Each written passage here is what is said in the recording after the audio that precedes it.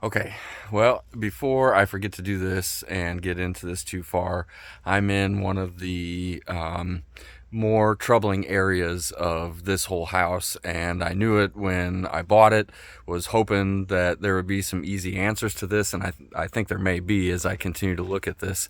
So one of the things about this house is that the foundation, or when you walk around on the floors, they get spongy, and it's, you don't feel like you're walking on anything that's flat. Everything's up and down all over the place. But this kitchen was really, really bad.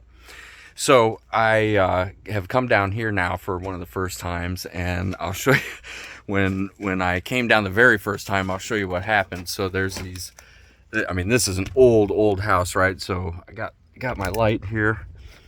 You can see there's these granite pillars.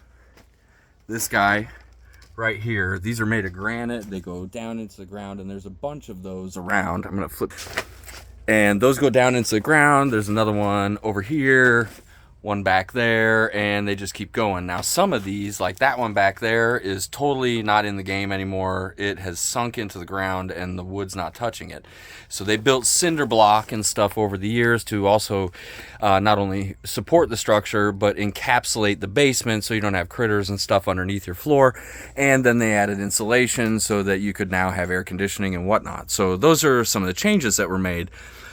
Over time, though, as they added all the weight in here, this thing has started to push down really hard, and you can see someone came in and decided to add these joists. Now, these joists on this beam is a pretty solid add, but these are supposed to be temporary, especially if they're just on the ground. When I was walking in the kitchen, this was bouncing up and down, and then I want to watch this. I bumped this with my shoulder. Can you see that? Yeah. It isn't holding anything. Look at this one. This is the main one. It is actually holding the weight, but it is still movable and has been sinking into the ground quite a bit. So this whole upstairs is, I don't know how many inches to tell you it's off. It may be up to 2-3 inches on this part that's back here. So this part is not holding up enough, and I got to get this pushed up, but I'm also going to have to push those areas up and add some supports down in here somewhere where I can find solid footing. You can see the water. I think I've corrected the water issues. I'll talk about that on a different video.